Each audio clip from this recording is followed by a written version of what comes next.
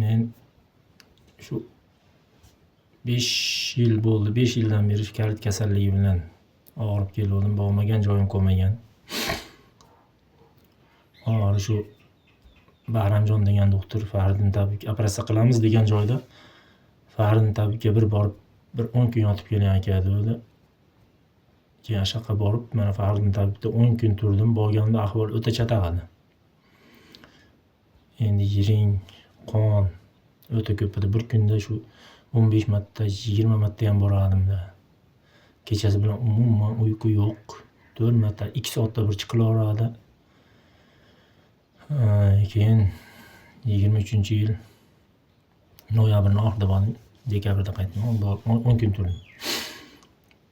Mana shu odamga borganimda u odam ham ko'rib o'ta yomon ekan deb nima qildi. 10 kun lecheniya qildi, dorilarni, klizma hamma yo'g'ini. Shundan keyin o'zgarish bo'ldi. Yana bir kelasan dedi. Unga sharoit bo'lmadi. Keyin parhezlarni qildim. Kelgandan keyin yana doktorga uchradim, Bahramjonga. Keyin Bahramjon aka shu odamning aytganini qilib, parhezlarni qilib nima qilib turavering giyohlar bilan dedi. 6 oy qildim. U odamdan olib kelganim 2 oyga yetdi. Undan keyin yana klizma 1 oyda 15 kunda bir qilib turdim. Mana o'tgan yili sentyabrdan beri hech bola qilmadim. Mana bir dori ham ichmayapman, hech bola qilmayapman.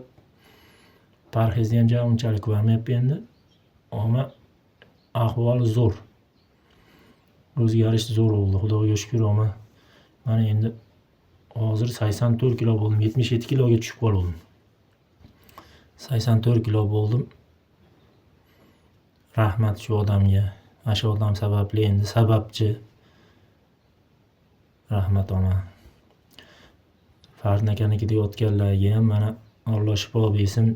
Ishonish kerak edi. Ishonib birinchi bo'lganda aytadigan gapi shu miyadan chiqarib olsang tuzalasan deydi. Shu miyadan chiqarish kerak ekan, o'ylamash kerak ekan. Bo'ldi, men tuzalaman deb ashim bilan yaxshi bo'lib ketar ekan.